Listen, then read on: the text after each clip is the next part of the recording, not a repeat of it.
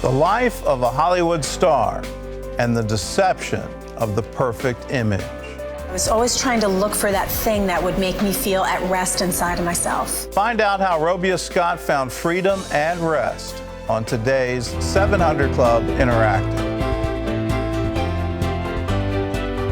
Welcome to the show. Social media, for better or worse, is part of our culture, and there's no denying it has helped us. But on the other hand, there's also no doubt that social media can be used destructively. And that's what happened last week in Tampa when Pablo Cortez and his passenger, Julie Bartolome, used the Snapchat speed filter. And what that does, it allows drivers to clock their speed and then post it on social media so you get bragging rights. Well, the car driven by Cortez registered 115 miles an hour before crossing the center line and then hitting a minivan head on. Well, that crash killed both passengers and then all three people in the minivan. And concerns about Snapchat's speed filter were raised earlier this year following a crash that killed Crystal McGee.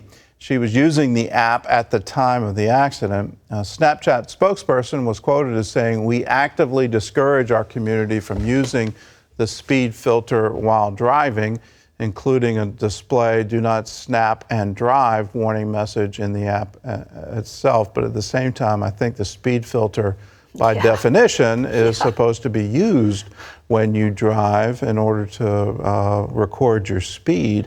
And then obviously you're trying to get bragging rights with your friends on social media as to who drove the fastest that day. And obviously as a company you're trying to... You know, it just, come on please, have some common sense. Don't encourage behavior that is obviously reckless. And then go, don't do that. Warned you. I mean, really? We warned you. That's ridiculous. I don't see the point of that, and I don't see the bragging rights. I have some apps that are actually telling me you're exceeding the speed limit. Those are worthwhile. It's okay, I don't want to get a ticket. Yes.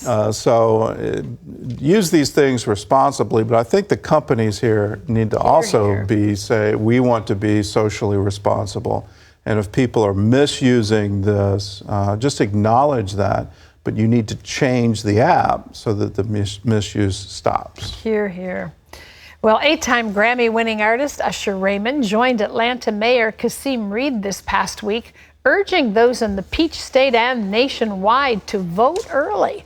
Both the Trump and Clinton campaigns are encouraging voters to get out and cast their votes early as well, and the turnout has been significant.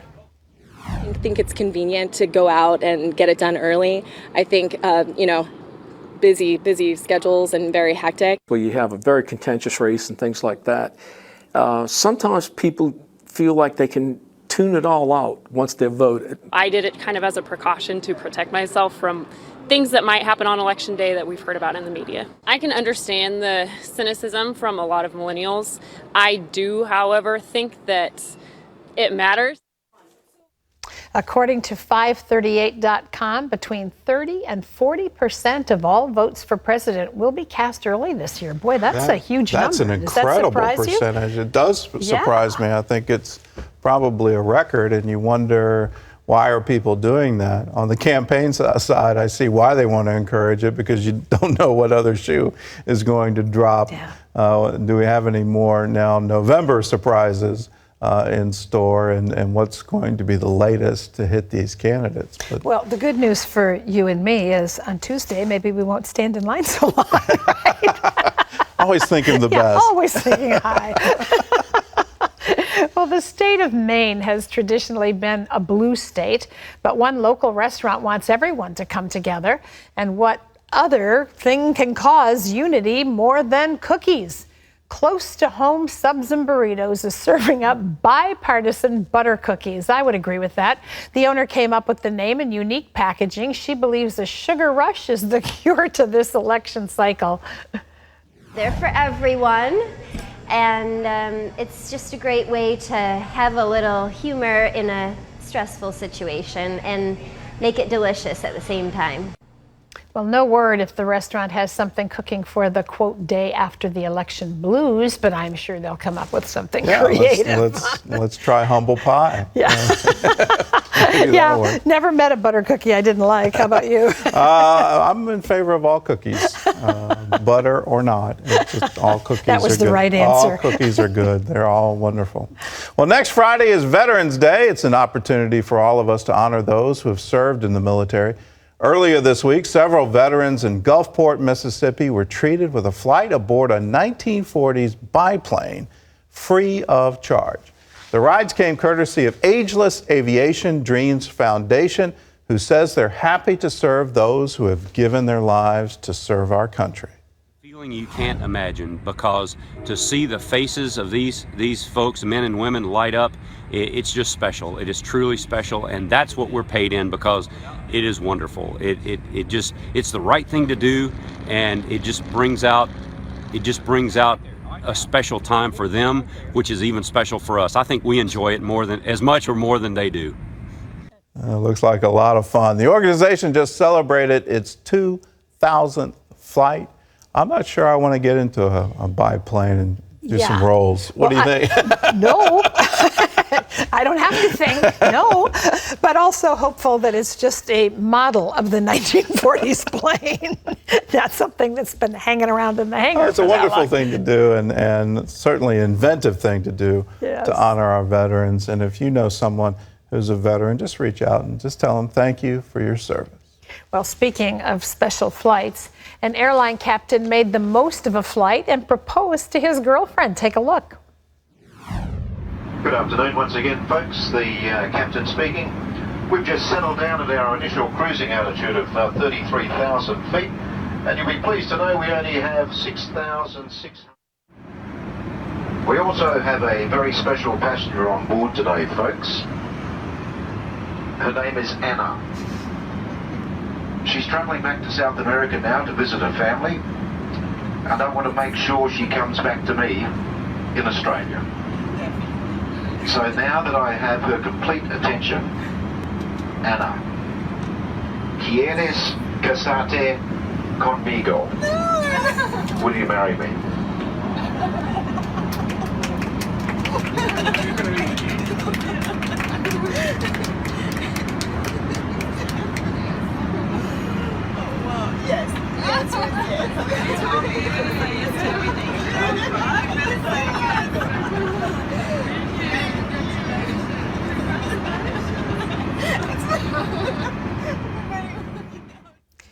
Very romantic. Very romantic. Had she said no, it would have been a long flight. I don't know. If I was a passenger, she said no. I'm like, okay, are we going back to Australia? Right. Are we going to actually complete Flap your arms really hard. You're on your own, guys. But yeah, I think that one's going to last. I think so too. I think so too. They're very fun. sweet and wonderful that they were able to share it with all of us. Well, an Alabama college student recently said "I do" to helping fellow classmates in need. Justin Franks is a full-time student who started a food pantry for those on campus who couldn't afford food. He posted the pantry on Facebook and so far has helped over 100 students. Frank says he started the pantry on just $40 and faith. Students that said they was going to bed hungry, so I thought about it and said, what can I give back to my community? I started with pretty much just noodles and Capri Suns. Okay. And then I posted, and I had a few household products like tissue and stuff and water. It got a lot of response. It got shared about 600 to 700 times. And so it got around the internet. I didn't think it was going to get shared that much, but people really cared about our students and cared about Alabama A&M University. Well, to me, it makes me feel like I'm blessing someone. I'm a religious type person. I feel like I can bless a student. And some nice students be like, okay, man, I really appreciate this because I didn't have anything to eat.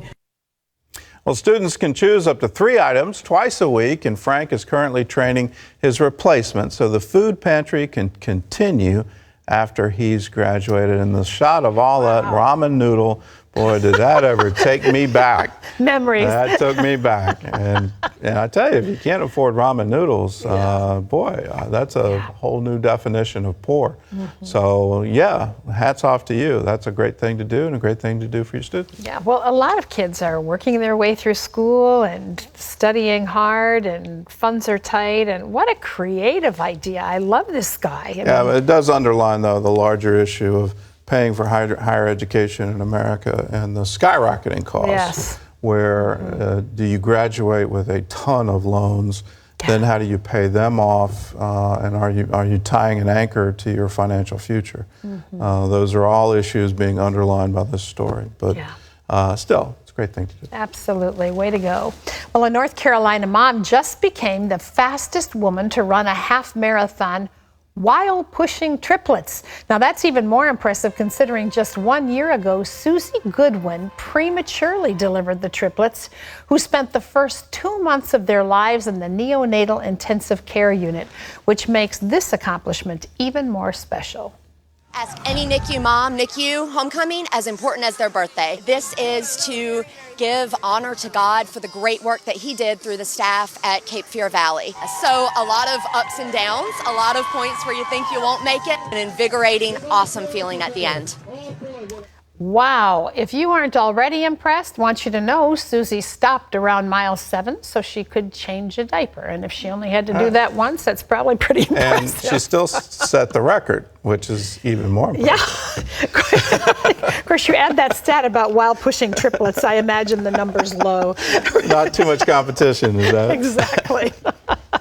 Well, coming up, she had it all. So why was Robia Scott empty inside? She's here with us in studio, and we're going to ask her when we come back.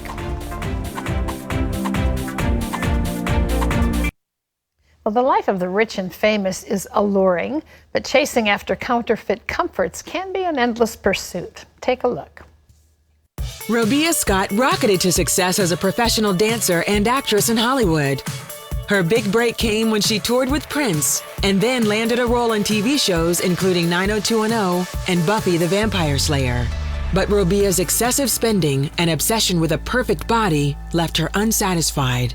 I was always trying to look for that thing that would make me feel at rest inside of myself. In her book, Counterfeit Comforts, Robia shares what happened when she gave up material things and what she realized was the one thing money could never buy.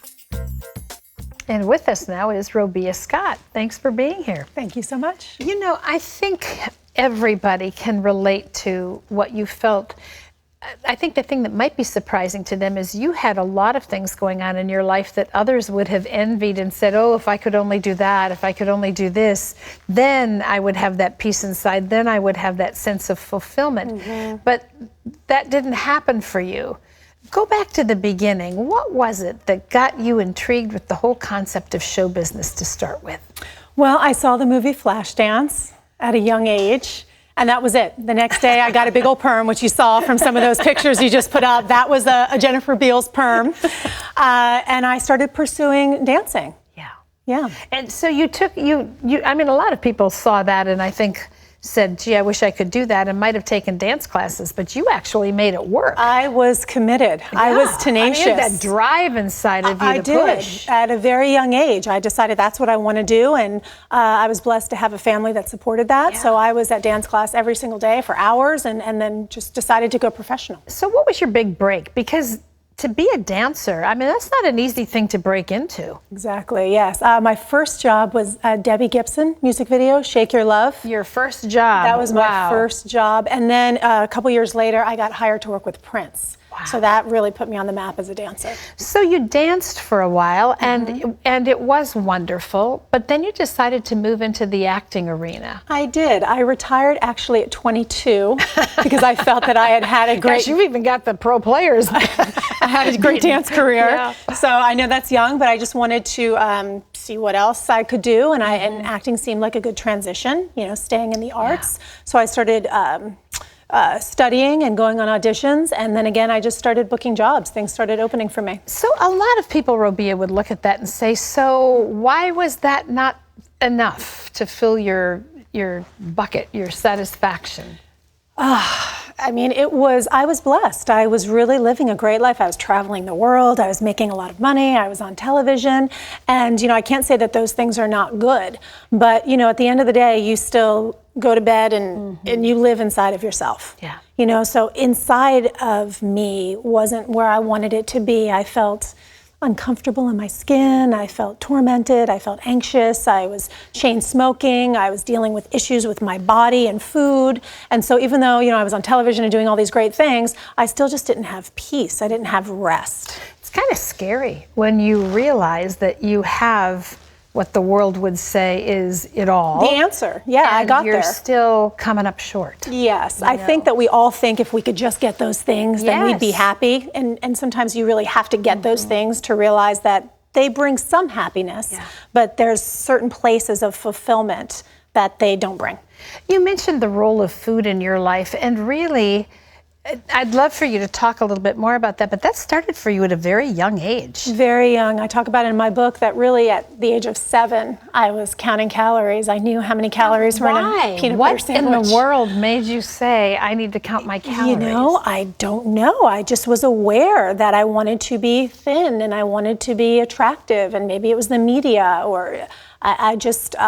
that was just important to me. Well, and a lot of people would say, okay, so you'd like to be thin, but you're a dancer. I mean, you're working out, but you still had that innate need to control your food. That's what's so interesting to people, because when I talk about having a food issue, they say, oh, well, you're so thin now. Were you really heavy at some time? And I was never heavy. Yeah. I was always very thin. I never looked like I had a problem. So the problem wasn't really overeating and gaining weight. It was really where I was, the torment around food, fear of certain foods, planning out all my food for a day the night before. Wow. Lying in bed at night, thinking about every meal that I was going to have, what I was not going to eat, binge eating, purging. Your book is called Counterfeit Comforts. Yes.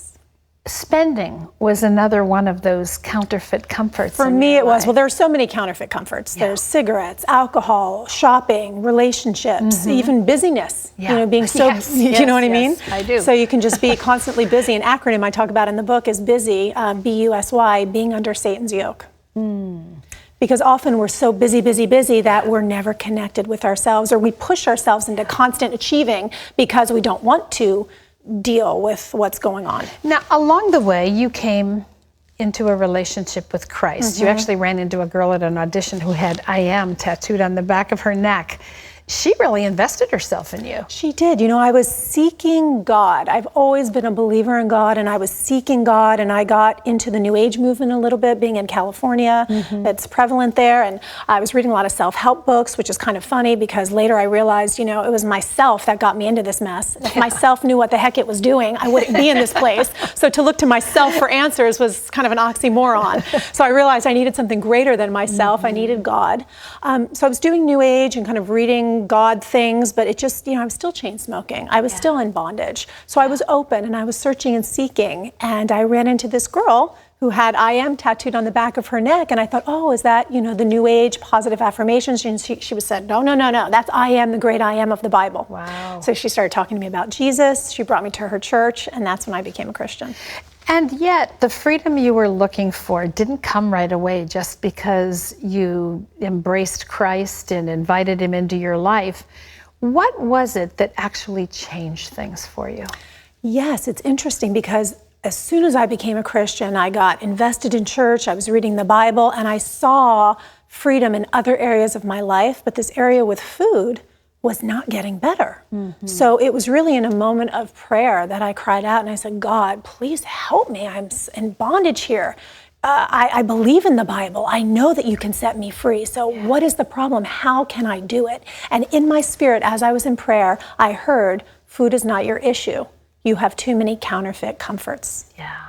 And that just illuminated something for me, because I'd never heard a pastor say that. I never heard that phrase, counterfeit comforts. And right away, the Holy Spirit kind of reminded me that in the Bible, the Holy Spirit is the comforter, and that I was using food as a counterfeit. And I started kind of praying into it, and the Lord showed me, yes, that's why when you try to deal with any counterfeit comfort by trying to stop the behavior or control the behavior or use willpower, that doesn't really last, because the issue that you're dealing with. For me, it was food. That's just really the fruit of a deeper problem. It's the fruit of a root.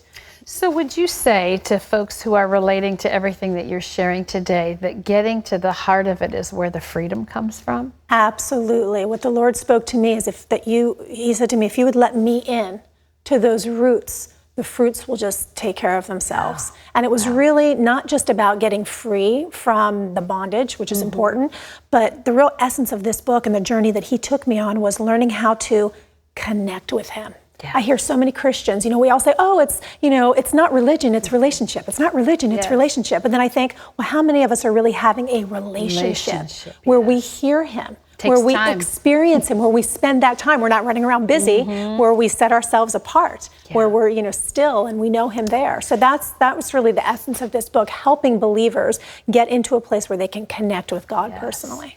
It's a book everyone needs to read. You can hear more of Robia's story in her book. It's called Counterfeit Comforts. It's a message for all of us. It's available in stores nationwide. Thank you so much. Thank you. Gordon? Well, up next, allergies are a thing of the past for Vatana. He says Superbook played a role. Find out how when we return.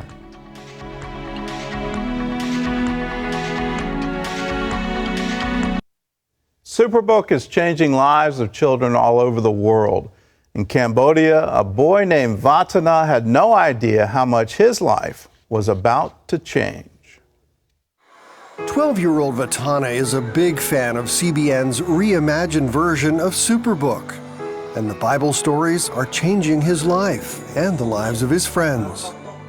I think the Superbook program is really cool.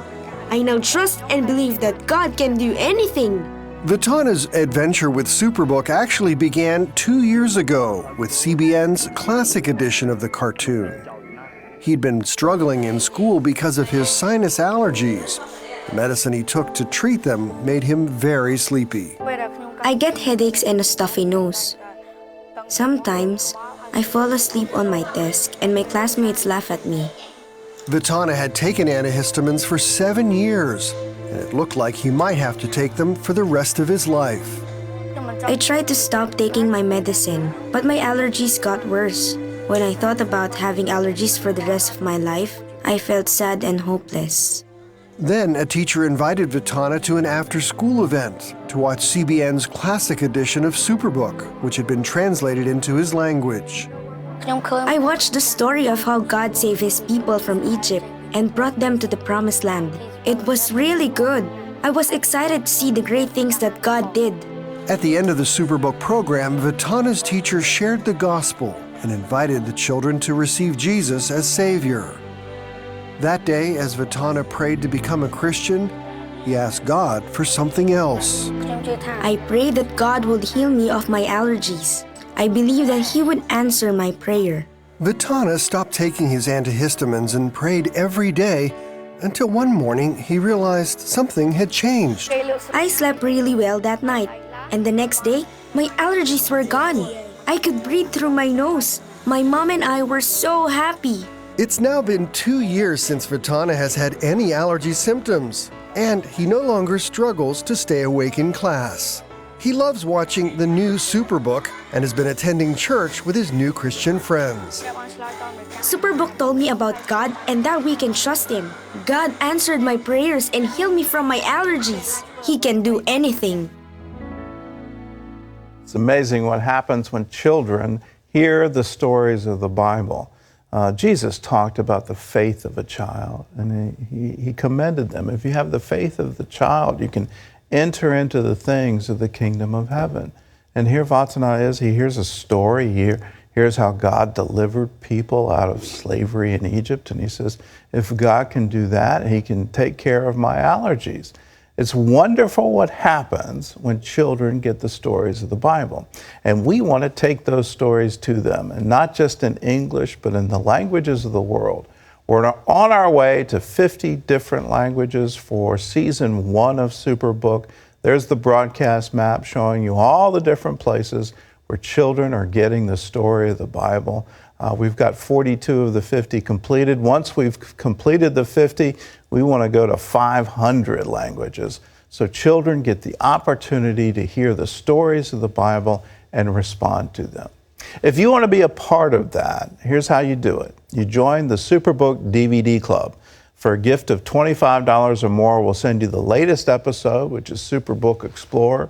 It's got 2 different episodes in it, as well as the historical background, the archaeology behind the series, and then the theology of the story. How does this story fit within God's plan of salvation? It's yours when you join, and when you join, that gift of $25 goes into the production costs, the translation costs, the distribution cost of Superbook, so that children around the world can get the stories of the Bible.